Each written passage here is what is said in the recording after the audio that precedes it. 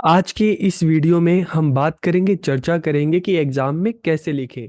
कई बार ऐसा भी होता है कि हमें आता सब कुछ है लेकिन हम लिख नहीं पाते, और कई बार ऐसा भी है कि हमने लिखा तो बहुत कुछ है लेकिन हमें अच्छे नंबर नहीं मिलते।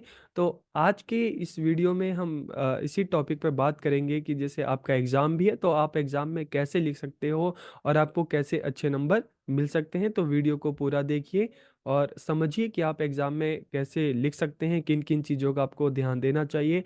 तो देखिए, सबसे पहली चीज़ है कि एग्ज़ाम से डरें बिल्कुल नहीं, क्योंकि एग्ज़ाम क्या है? एग्ज़ाम एक मीडियम है जिसके थ्रू आप अपने गोल को अचीव करेंगे।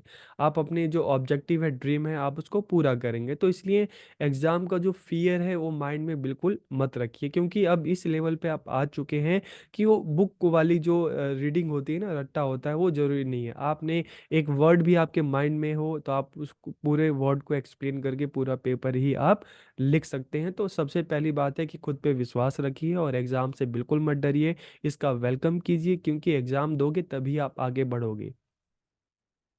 दूसरा है कि क्वेश्चन पेपर उसको आप ठीक से पढ़ो। आंसर लिखने से पहले क्वेश्चन पेपर को पढ़ना बहुत ज़रूरी है। तो क्वेश्चन पेपर जब आपके सामने आता है तो थोड़ा 5-10 मिनट का टाइम लो और उसको ठीक से पढ़ो। एक-एक क्वेश्चन को देखो। कई बार ऐसा भी होता है कि किसी भी क्वेश्चन को हम देखते हैं तो हम कहते हैं कि यार ये तो पूरा नहीं आता।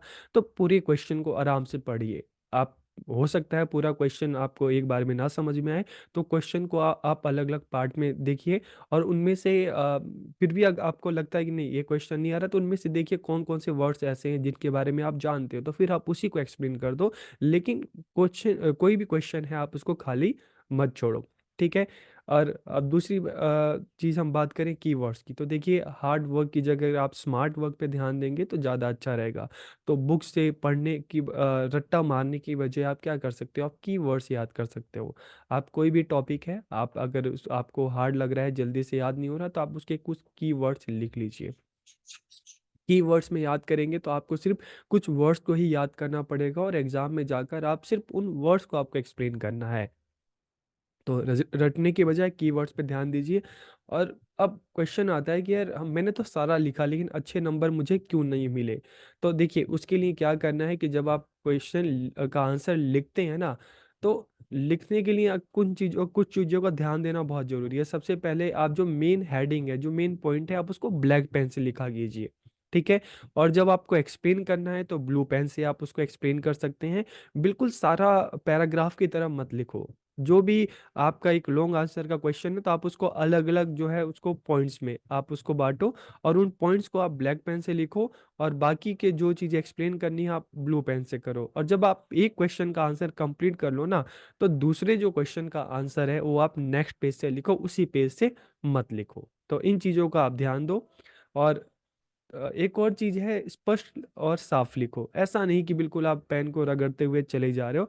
साफ लिखो, स्पष्ट लिखो, सामने वाले को अच्छे से दिखाई देगा, ठीक है? उसको समझ में आएगा, तो आपको अच्छे नंबर मिलने की संभावनाएँ ज़्यादा होती हैं। तो इसलिए खराब मत लिखो, ऐसा लिखो कि सामने वाला उसको समझ सके। लिखोगे अच्छा तो सामने वाला जब देखेगा, पढ़ेगा, उसको भी वो चीज़ अच्छा लगेगा, तो आपको अच्छे नंबर मिलने की ज़्यादा संभावनाएँ हो जाती हैं। फिर short answer question, long answer question, तो जब आप घर से निकलो ना तो टाइम मैनेजमेंट का ध्यान देना बहुत ज़रूरी है। जैसे शॉर्ट आंसर क्वेश्चन की अगर हम बात करें 4-5 मार्क्स के आते हैं, तो उसके लिए 10 टू 15 मिनट्स, उससे ज़्यादा मत दो, क्योंकि अगर उससे ज़्यादा आप टाइम दोगे तो मतलब क्या है कि एक क्वेश्चन पे ज़्यादा टाइम दे रहे हो तो दूसरे क्वेश्चन का टाइम अपने आप कम हो जाता है और लास्ट में आपके सामने प्रॉब्लम होती है कि आप पेपर पूरा नहीं कर पाए। तो आप कोई भी क्वेश्चन का आंसर करने बैठो तो 10 टू 15 मिनट्स, उससे ज़्यादा शॉर्ट आंसर जो क्वेश्चन है उससे ज़्यादा उसको टाइम मत दो। और कई बार क्वेश्चन नहीं होता है कि शॉर्ट आंसर क्वेश्चन हम कितने पेजेस में लिखें, तो देखिए कम से कम आप उसको 2 पेज में लिखो, उससे कम नहीं। कम से कम 2 से 3 पेज में आप इसका आंसर दे सकते हो।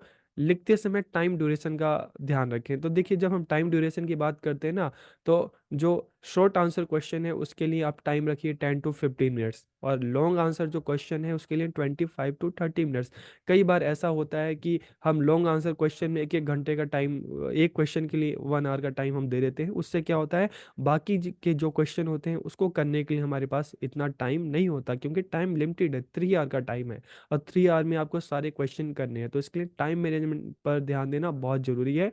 और आज तो आपका पहला पेपर है, पहले पेपर में अक्सर यही होता है कि पेपर छूट जाता है। रीज़न क्या है कि टाइम मैनेजमेंट पे हम फोकस नहीं करते। तो जैसे ही करने बैठिए, आप मन में बिठा लीजिए कि शॉर्ट आंसर क्वेश्चन है तो 10 to 15 मिनट्स, लॉन्ग आंसर है तो 25 to 30 मिनट्स। अगर उससे ज़्यादा टाइम होता है तो आप उस क्वेश्चन को वहीं पे आप उसका कंक्लूजन लिखकर छोड़ दीजिए, आप नेक्स्ट क्वेश्चन की तरफ बढ़िए। और कुछ स्पेस आप छोड़ देंगे तो हो सकता है कि लास्ट में जब आपका पेपर पूरा हो जाए तो जो आपका स्टार्टिंग में कुछ छूटा था आप उसको लिख लीजिए। लेकिन मेन फोकस होना चाहिए पूरा पेपर कंप्लीट करना, ना कि सिर्फ एक ही क्वेश्चन पर फंसे रह जाना। लॉन्ग आंसर क्वेश्चन आप कितने पेजेस में लिखें, तो देखिए इसके लिए कम से कम 5 to 6 पेजेस आपको लिखना है। इतना लिखना है। राइटिंग का आपको ध्यान देना है, सही से लिखिए, स्पष्ट लिखिए। और ब्लैक और ब्लू दोनों पेन का यूज कीजिए ताकि आपके जो पॉइंट हैं वो बिल्कुल क्लियर दिखें। लॉन्ग आंसर क्वेश्चन जो होते हैं उनके लास्ट में देखिए समरी या रिफ्लेक्शन लिखना बहुत ज़रूरी है। इसको एजुकेशनल इम्प्लीकेशन या इम्पोर्टेंस भी हम कह सकते हैं। तो जब भी आप अपने आंसर को कंप्लीट कीजिए, लास्ट में उसकी समरी ज़रूर आपको लिखनी है। तो ये सारे जो तरीके हैं, आप अगर पेपर करते टाइम इन चीज़ों का ध्यान रखेंगे तो आपको अच्छे मार्क्स लेने से कोई भी नहीं रोक सकता। तो अपना पेपर अच्छे से कीजिए, बिल्कुल मत डरिए, एग्ज़ाम का वेलकम कीजिए। क्वेश्चन पेपर को ध्यान में रखिए, कितने पेजेस में करना है उसको ध्यान में रखिए, टाइम जो ड्यूरेशन है उसको ध्यान में रखिए। ये सारी चीज़ें ध्यान रखेंगे तो आपका पेपर बहुत ही अच्छा होगा। और आज आपका पहला पेपर है। पहले पेपर में अक्सर ये डर होता है कि पेपर छूट गया। क्यों छूट गया? क्योंकि आपने टाइम मैनेजमेंट का ध्यान नहीं दिया।